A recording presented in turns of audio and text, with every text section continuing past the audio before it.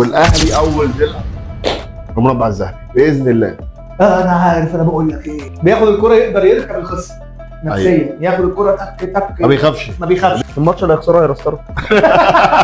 تعالى قول يا حلو قول. هيغني. انا عايزين اسمع. قسم وسمعني. اسمع. طب كاس عالم للانديه على الابواب. معانا بقى دلوقتي تسريبات جايه لنا من الكنترول. مين هو بطل كاس عالم للانديه؟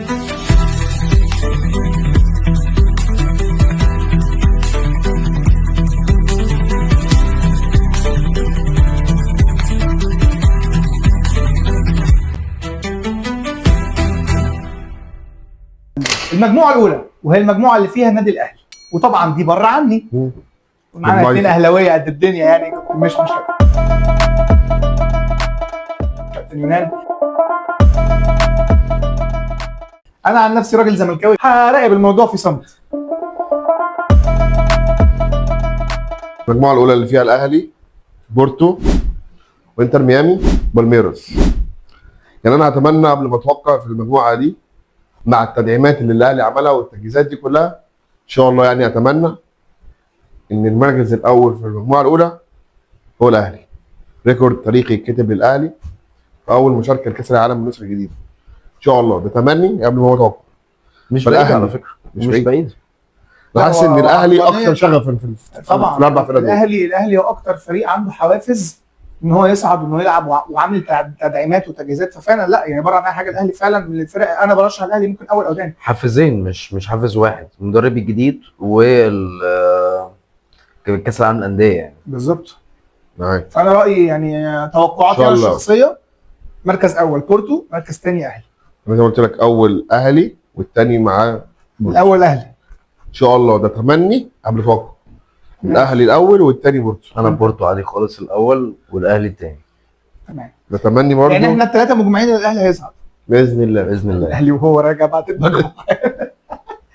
المجموعه الثانيه باريس سان جيرمان، اتلتيكو، سياتل، بوتافوجو. باريس اتلتيكو واضحه دي. باريس اول. بوتافوجو على فكره خلي بالكم من بوتافوجو ده، انا متابع للدوري البرازيلي وبقول لكم هي كويس. شاركت امبارح. يعني هي اللي كسبت شاركت السنه اللي فاتت. هي اللي كسبت الكوبا. فريق جامد. فريق جامد، بس يعني باريس اتلتيكو. باريس مش اتلتيكو. حاسس احسن حاجه في المجموعه دي. بالظبط. المجموعه الثالثه بايرن، اوكلاند، بوكا جونيورز، بنفيكا. توقعي الشخصي بايرن ميونخ وبنفيكا. وانت؟ لا انا بقول بايرن ميونخ وممكن بوكا جونيورز. اوه. عنده دافع. حته شماريخ ولا صواريخ. الدوري الارجنتيني اوت. عادي خالص بايرن وبنفيكا. المجموعه الرابعه فلامينجو، الترجي التونسي، تشيلسي، لوس انجلوس. يعني يا ترجي. توقعاتك ايه؟ توقعاتي عادي جدا، تشيلسي اول، فلامينجو تاني. تشيلسي اول، فلامينجو تاني. وانت؟ اتفق تماما معاه ان هو ما فيهاش توقعات او مفاجآت المجموعه دي، فهو تشيلسي ويصعد معاه تاني فلامينجو. انت بتتفرج على الدوري البرازيلي؟ انا بالنسبه لي بقى، بما اني بتفرج على الدوري البرازيلي، انا بشوف فلامينجو من الفرق القويه جدا الفتره دي. معاك. مع مدرب. انا بقى هستخدمها الخطوه الجايه. ماشي. كمل. فهمتك. هيطبخها. هيطبخها. لو بقى والله لو بقى رئيس اتحاد هيبوظها. هو دلوقتي بيلعب ماستر ليج، فاتح كارير مود في الفيفا. الماتش اللي هيخسره هيرستره. هصعد يعني هصعد. هو هيطبخها. انا بقى اتوقع مركز اول فلامينجو. اوه. مركز ثاني تشيلسي. انا حاسس ان فلامينجو هيغفل. ودي. مركز الاول فلامينجو. انا عاوز التغفيله دي برضه. انت نفسك، انت فاهم. المجموعه الخامسه ريفر بليت، اوراوا. ده ياباني ده. الله وراوا. اوراوا والله اوراوا. مونتيري، انتر ميلان. حد هيختلف في انتر ميلان ريفر بليت؟ لا انتر ميلان اول، ريفر بليت الا لو اوراوا بيلعب بقى الكوره اللي عليه، اللي هم اليابانيين عشان اطوال شويه ميتوهمان شويه فاهم مينيونز. المجموعه السادسه فلومينينزي، بروسيا، سان داونز، اولسا. انا مش عارف ايه اولسا دي برضه. بروسيا دورتموند. توقعات يعني بروسيا دورتموند اول، فلومينينزي تاني. تمام اتفق معاك. بروسيا دورتموند، بروسيا اول وفلومينينزي تاني. بروسيا اول وممكن سان داونز تديها واحده بصراحه. سان داونز تديها واحده. بس انا مش شايف سان داونز على الاداء بتاع افريقيا ده. دافع. شايف ان سان داونز هم داخلين كده هيقولوا له مش انت اللي خدت من بيراميدز؟ ما هو مش ممكن عادي يقول له على جنوب افريقيا. ارجع. شايف سان داونز هجوميا حتى تقدر انها يا جماعه الادرينالين بتبقى بس برضه عادي جنوب يعني. افريقيا جنوب افريقيا مفيش ادرينالين. ده احنا طب على كلامك ده احنا كنا بنقول الترجي فوق. انا على فكره برضو مع احترامنا طبعا لاخواتنا التوانسه نفسنا الترجي يقدم ونفسنا يعمل، بس مشكله الترجي الفتره دي مش هو السكواد أحسن. ككل حتى مش احسن حاجه، لكن يا ريت يفاجئنا. انا يعني اتمنى، انا عن نفسي الفرق الافريقيه والعربيه تودي. ممكن سان داونز تودي. سان داونز ككوره مش زي زمان بتبني وتخش من العمق والكوره هم بيمسكوا كوره على الفاضي وارفع وخلاص. حتى جولهم في بيراميدز والاهلي وحتى عشوائيه. المجموعه السبعه مانشستر سيتي، الوداد، العين، اليوفي. تفتكروا رامي ربيعه هيعمل ايه قدام هالاند يا جماعه؟ يا عيني عليك يا رامي. ده حاجه كانت صباح الضحك. دوس عليه بالغلط. هيدوس عليه بالغلط. بالغلط. شفت انت البوستر بتاع العين ده اللي سابله بيه رامي؟ هالاند دراكت هخرم عليه. توقعاتي عامه سيتي ويوفي. عاملين تدعيمات، جايبين لاعب من ريال بيتيس زرزور بالظبط اعاره فتره كاس العالم للانديه. تمام. ممكن بيفكروا في صفقه ثانيه، فده يا ممكن ريت يا ريت يعني اتوقع ان هم يعملوا ماتش حلو، ماتشات حلوه بس مش بس ما اتوقعش ان هم يصعدوا. يعني ماتش ده اليوفي بالذات وسجل عندك، انا حاسس ممكن يخلصوا تعادل. الوداد واليوفي خلاص تعادل. بس كتأهل ما اظنش برضه. انا سيتي ويوفي عادي جدا. سيتي مركز اول بالنسبه لي، مجموعه سهله ليها، بيصعد معاها تاني يوفي. المجموعه الثامنه ريال مدريد، الهلال السعودي، باتشوكا، سالزبورج. توقعاتك يا كابتن؟ اتوقع في المركز الاول طبعا مفيش خلاف ريال مدريد، والمركز الثاني اتوقع الهلال بعد ما جاب انزاجي. حاسس ان هم بيلعبوا برضه ان هم يصعدوا ويعملوا ريكورد في كاس العالم للانديه. اتوقع غير كده سكواد الهلال كويس قوي طبعا، بره عن ماتشاتهم الاخيره هم سكواد قوي مع مدير فني كانزاجي. لا اظن ان هم ممكن يوصلوا دور تاني. طبعا انا توقعاتي ريال مدريد وسالزبورج. معلش انا حاسس ان الفرق زي سالزبورج هيجي قدام الهلال لا هيعرف يلعب، فرقه عندها خبره اوروبيه بتلعب يعني. توقعي نفسيا ما يفشل سالزبورج. انت وريال مدريد وسالزبورج يعني برضه ريال مدريد من رايك؟ اوكي كده احنا خلصنا المجموعات. تفتكروا هنسكت؟ مفيش يابا الكلام ده، احنا بتوع الفاينل على طول، احنا رايحين على الفاينل وهنروح على دور طيب بالنسبه لدور ال 16 توقعات انا وانت كانت تقريبا كوبي بيست، فاحنا مش هنحرق قريبه كتير، جدا هنقولها مع بعض. تمام حلو. انا كنت متوقع انا ريحتي وحش ولا ايه؟ انت يا باشا انت عايش في عالم موازي، انا سايب لك المجال. اعمل يا ابني لايك وفولو قبل ما نروح لراي كابتن مش. سيبني اطبخ على كابتن مش بيطبخ على نار هادئه حاليا ومودي. اعمل خط المرجع حلوان ايوه وصل فيه الاهلي فاهم للنهائي. طيب احنا الاثنين توقعنا بورتو اول واتلتيكو تاني في المجموعه اللي بعدها، فبورتو واتلتيكو انا هتوقع اتلتيكو. ماشي واتلتيكو اكيد. اتلتيكو معايا تمام. هنا في اختلاف، انا توقعت ان تشيلسي هيبقى تاني، فبايرن هيلاعب تشيلسي. انت بايرن هيلاعب فلامينجو اكيد يعني لا انا بايرن هيلاعب فلامينجو. مين هيكسب؟ بايرن اكيد. انا بايرن وتشيلسي هقول تشيلسي. اوكي. انتر ميلان وفلومينينسي. انا توقع انتر ميلان وسان داونز. في الحالتين انتر ميلان هيكسب، يبقى انتر ميلان هيكسب. معروفه يعني. حلو خالص. مانشستر سيتي وسالزبورج. سيتي. يبقى كده معانا اتلتيكو هيلاعب تشيلسي عندنا. اتلتيكو هيكسب. مجنون بقول لك انا، مجنون ابنورمال يعني. انت عندك اتلتيكو هيلاعب بايرن. ها اتلتيكو هتكسب بايرن. ماتش صعب ده. اتلتيكو هتكسب بايرن اتلتيكو وانا تشيلسي تكسب بايرن. ما حدش معتمد بايرن بطل قبل كاس العين فين وقع بقى فتره مش كويس. مش بايرن مش كويس. سيتي وانتر. انا سيتي السبب ان هو اللي عنده الدوافع الارض. بالظبط. سيتي عنده دوافع كبيره، عايز يثبت نفسه السنه دي بشكل طالع صفر. بالظبط. ولا عارف يكسب كريستال بالاس حتى. يبقى كده سيتي هيلاعب اتلتيكو مدريد في السيمي فاينل. توقعاتي الشخصيه اول فريق معانا في الفاينل هو مانشستر سيتي. سيتي واتلتيكو. سيتي يبقى احنا الاثنين متفقين ان سيتي هو اول طرف في الفاينل. كده اول حد هيوصل الفاينل. والله العظيم منور. خليك انت كده قاعد بتطبخها. الاهلي طب الاهلي وصل لفين؟ طمني على الاهلي. طيب باريس والاهلي. الحمد لله الاهلي مش الحته دي. انت عندك الاهلي ما بيلعبش باريس. بعد ماتش ملحمي قوي جدا الاهلي قدم فيه مباراه عاليه جدا، مع كامل الاسف باريس هيعدي. باريس سان جيرمان هيكسب السكور. بالنسبه لي انا في توقعاتي فلامينجو هيلعب بنفيكا. فلامينجو هيكسب. مجنون بقول لك انا مش فلامينجو فلامينجو عاوز فلامينجو. هيكسب. بنفيكا. فلامينجو هيكسب بنفيكا. انت عندك تشيلسي هيلعب بوكا جونيورز. مين؟ تشيلسي؟ تمام. يبقى عندي باريس هيلاعب فلامينجو. باريس هيكسب. ريال مدريد بروسيا دورتموند ريال هتكسب. وانت؟ باريس هيلاعب تشيلسي. باريس هيلاعب تشيلسي. باريس تكسب. وريال وبروسيا؟ ريال.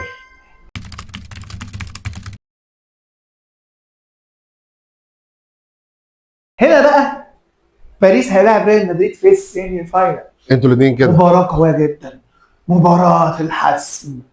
انا عارف انا بقول لك ايه، بس كمل الشناوي حضر فيا فجأة. ده ماتش من نهايات ليالي الابطال. ريال مدريد وباريس سان جيرمان مع دوافع ريال مدريد، مع مدرب جديد بالظبط. شابي الونسو، مع لاعب كيليان امبابي صاحب الحذاء الذهبي، وتاني الصاعدين للفاينل لمواجهه مانشستر سيتي وهو باريس سان جيرمان. وده توقعاتي الشخصيه، واسف جدا على البلوت تويست، مجنون بقول لك انا ابنورمال. بعد كل ده باريس سان جيرمان هيلاعب مانشستر سيتي. عادي خالص. وانت؟ عادي جدا ريال مدريد كسب. انت اكلت لا. ريال مدريد عادي كسب جدا باريس. ريال مدريد كسب باريس. وانت؟ هو يعني عايز اقول لك كمان كعبهم عالي. يعني ريال لو حسبت كده ريال مدريد كمان على اي حد يعني. لا بس بتكلم كمان على باريس بالذات. ريال مدريد كعبها عالي على باريس. ماشي. يبقى انت كده النهائي ريال مدريد ومانشستر سيتي، ولا النهائي باريس سان جيرمان ومانشستر سيتي. طبعا انت الاهلي وبالميراس في النهائي. انا فاهم. بالنسبه لي مانشستر سيتي وباريس سان جيرمان في النهائي دوافع كبيره لفريق خرج 0 بطولات، مدرب عظيم عايز يثبت للناس ان انا لا لسه موجود، انا معايا فرقه اقدر اكسب بيها بطوله كبيره زي دي، وهي البطوله بنسختها الاولى بالشكل ده، وقويه بطوله فرقه قويه جدا. فاول توقع هو توقعي انا، وهو الفائز بكاس العالم للانديه مانشستر سيتي بطلا لكاس العالم للانديه 2025. ريال مدريد هيعدي مانشستر سيتي وهو اللي هياخد البطوله. يبقى انت ريال مدريد. دوافع ريال مدريد اقوى. سكواد ريال مدريد حاسه هيبقى اجهز الى حد ما مع تشابي الونسو. اتوقع ان هو تفكير منطقي جدا على فكره وقريب جدا. بالظبط ان ريال مدريد دوافعها اتجددت مع تشابي الونسو. بالظبط. بس انا عشان لسه حاسس ان يعني دوافع سيتي ليها دوافع، بس سيتي اوريدي هي مانشستر سيتي زي ما هي، هو بيب جوارديولا زي ما هو. ان ريال مدريد لسه بتغير جلدها، بتجيب مدرب جديد، فيا عالم ايه اللي هيحصل. لكن مانشستر سيتي احنا عارفينها وعارفين لو قلبت هتبقى عامله ازاي، فهي مانشستر سيتي. هي مانشستر سيتي كده كده. بس انا بقول لك ريال مدريد انا حاسس مانشستر سيتي ان وجوارديولا نسختها مع تشابي الونسو حاسس انها هتبقى حلوه قوي. بدايه من كاس العالم للانديه توصل النهائي وتخسر، انا شايف دي هيبقى نجاح اصلا كده كده. انا بالنسبه لي هي يوصل سيمي فاينل ولا تخسر، ده توقعي انا الشخصي. انت ريال مدريد بطل كاس العالم للانديه وانا مانشستر سيتي بطل كاس العالم. قول يا حلو قول. تعالى قول يا حلو قول. هيغني. انا عايزين اسمع. قسم وسمعني. اسمع. هبدا بطريق الاهلي والوصول للسيمي فاينل او النهائي. الفرق اللي ممكن يواجهها الاهلي في الطريق ده. يعني انت بتتكلم بمنظور الاهلي مش من منظور الاهلي، بتكلم في الطريق اللي الاهلي هيقابله بعد ما يتخطى دور المجموعات. قول يا حلو.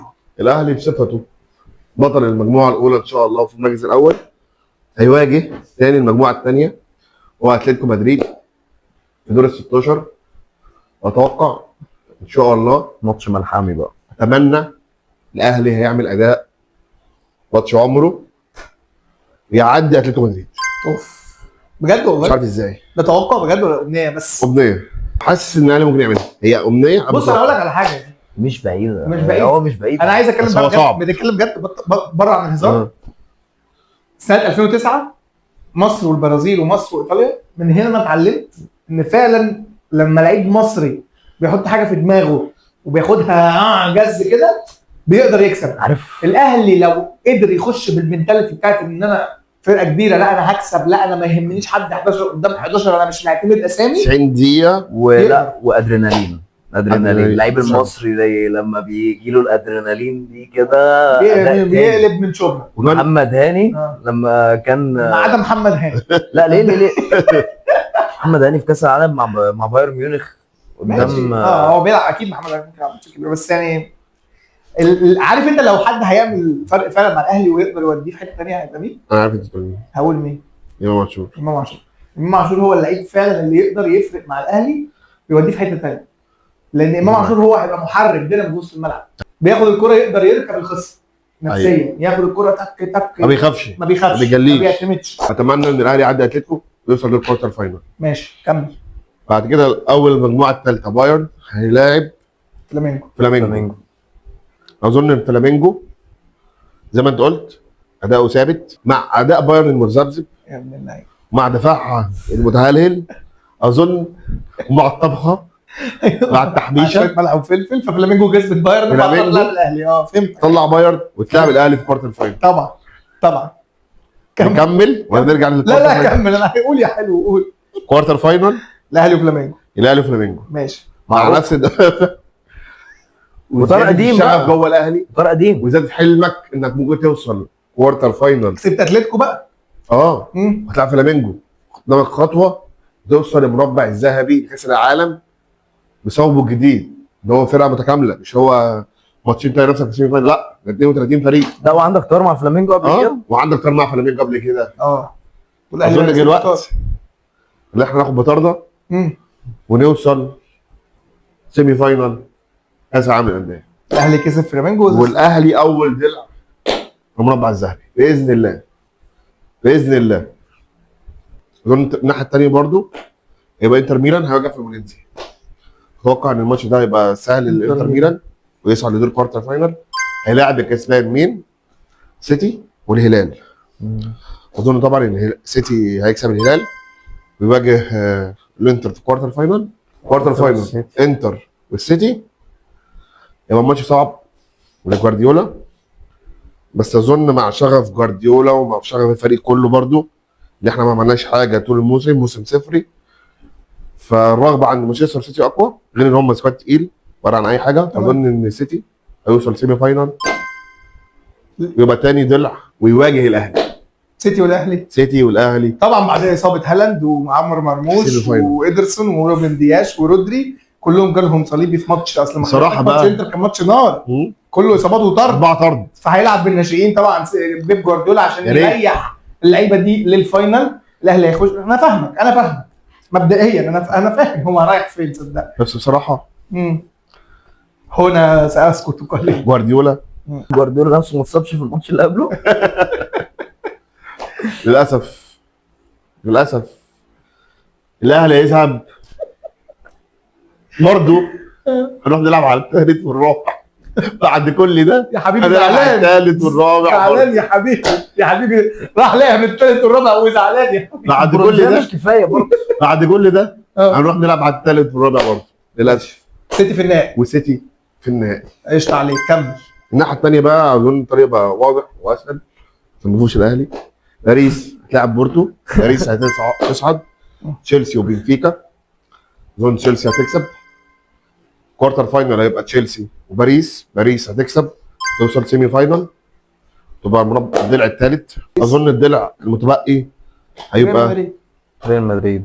من نصيب ريال مدريد ما فيهاش اختلاف. باريس وريال مدريد مين هيبقى في النهائي قدام سيتي؟ الحته دي بنعطل فيها دايما كلنا احنا كلنا مجمعين عامه على سيتي في النهائي وفي باريس وريال الناحيه الثانيه يعني. صعب قوي. بس قبل ما اتوقع باريس ولا ريال مدريد اللي هيبقى الطرف الثاني في النهائي، هايلايت على بوينت مهمه جدا في كاس العالم للانديه ده، انه فقد فريق كبير، اكتر فريق ممتع السنه دي وهو نادي الزمالك. طبعا انا فاهم، انا مقدر. حابب اقول لك ان هو الفريق ده طبعا كلكم عرفتوه هو برشلونه. انا برضه مش عارف اقول باريس ولا ريال مدريد، بس اظن الاهلي. اللي جاب بسم الله الرحمن الرحيم الاهلي. ان مدريد ما حققش حاجه السنه دي، موسم صفري، واظن ان باريس تحقق للشامبيونز هتخش بدوافع اقل لان انا هحقق حاجه كبيره قوي. لكن ريال مدريد موسم صفري، فاظن ان مدريد مع تجدد الدوافع بمدير فني جديد وهو تشابي الونسو انها تكسب باريس وتوصل للفاينل قدام سيتي.